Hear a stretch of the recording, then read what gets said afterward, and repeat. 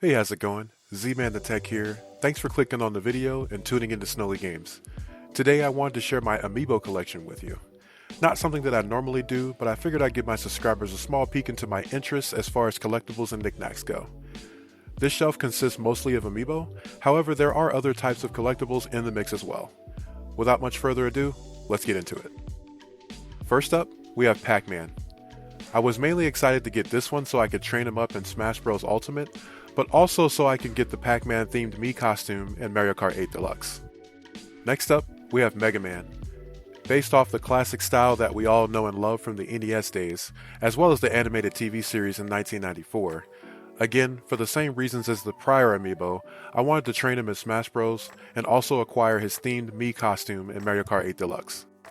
Next, we have Chibi Robo, which was bundled with the 3DS title Chibi Robo Ziplash. I've been a huge fan of Chibi Robo ever since his debut on the GameCube, so this one's really cool to have. Next up, we have 8-Bit Link from The Legend of Zelda on NES, though I suppose you could consider him more of a voxel version. I picked this one up from the Steel Collectibles booth while attending Southern Fried Gaming Expo for the first time. Very happy to have this. Next up, we have the Wolf Link and Midna Amiibo, and it was bundled with the Twilight Princess HD on Wii U. Super happy to have this one, still hoping for a Switch port of Twilight Princess HD, not sure if it'll ever happen, but hey, one can dream. Next up, we have the Breath of the Wild version of Princess Zelda. This one gave me a new dress in the Echoes of Wisdom game, so that was pretty dope. Up next, we have the Smash Bros version of Link, which was during the Smash for Wii U and 3DS time frame. However, it is compatible with Ultimate, so you can still use it. And moving along, we have the Breath of the Wild Link Rider Amiibo. Definitely one of my favorites. I think Link looks real hard in this pose with the hood over his head and whatnot. I really dig it. This one has a chance of spawning a perfect stat Epona in the game as well, so be on the lookout for that. Next up, we have the Breath of the Wild Link Archer Amiibo. The ancient arrows were some of the coolest things to farm parts for in Breath of the Wild, so this one's dope as well. Great memories. And up next, we have the Breath of the Wild Bokoblin Amiibo. Not too much to say about this one, however it does give you some helpful drops like meat that you can cook and such. Next up, we have the Wedding Bowser Amiibo from Super Mario Odyssey. This one gives you exclusive levels in the Captain Toad game, and a version of the Wedding Bowser costume that Mario can wear in Super Mario Odyssey. And following right along, we have the Wedding Mario Amiibo, also from Super Mario Odyssey.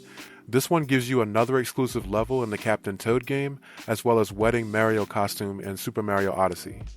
Up next, we have Ryu from Street Fighter series. This one in particular was another Amiibo I wanted to train in Smash Bros. I hope to also get the Kazuya Amiibo as well at some point. Up next, we have the Isabelle Amiibo from Animal Crossing.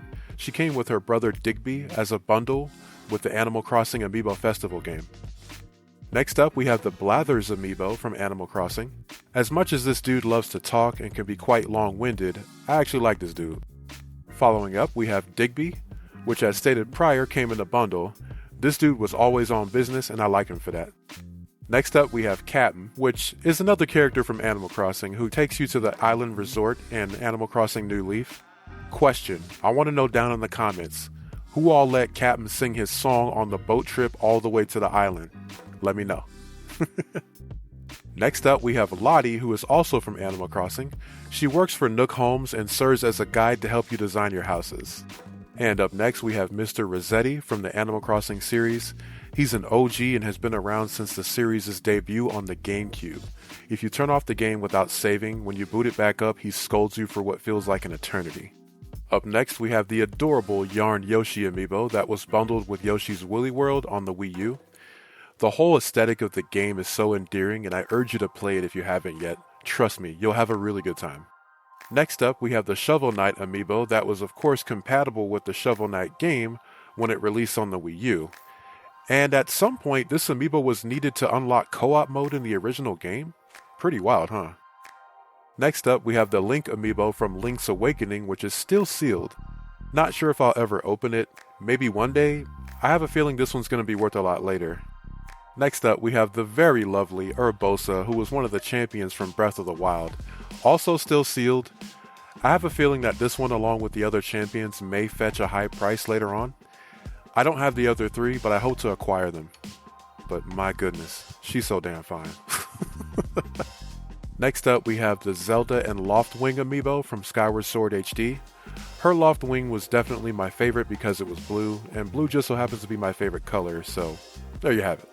Next up, we have Samus and Emmy, which I'm also super stoked to have because this set, along with Zelda and Loftwing amiibo, I picked up for free because they were marked down to $5 each at GameStop at some point, and I had two $5 off coupons, so I couldn't pass that up.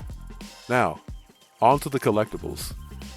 We have the Mario Kart Hot Wheels diecast set with Yoshi, Peach, Mario, and Shy Guy. I picked this up from a local flea market for about $5 or so. Brand new in the box, though the box does have some damage to it. I'm not too worried about it.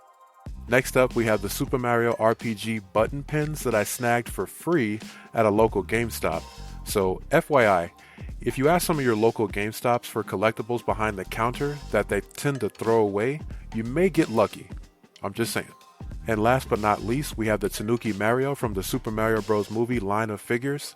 They have quite a few others, but really I'm only interested in Luigi and fire-breathing Bowser at this point. I found them pretty cheap at some of the Ross stores in my area, so be on the lookout. And that's going to do it for today's video. I really appreciate you hanging out with me and for also allowing me to share some of my collection and thoughts with you today. I do realize that this is very much a privilege to be able to acquire things like this, and I don't take it for granted one bit. I work really hard to be able to enjoy the fruits of my labor, and these things mean a lot to me, as they all have a story attached to them, whether it be the way that I acquired them or the subject matter that they're involved with.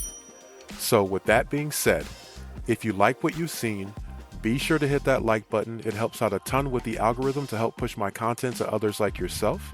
And if you're new here, consider subscribing for more content like this. Have a good one, take care, and I'll see you on the next one.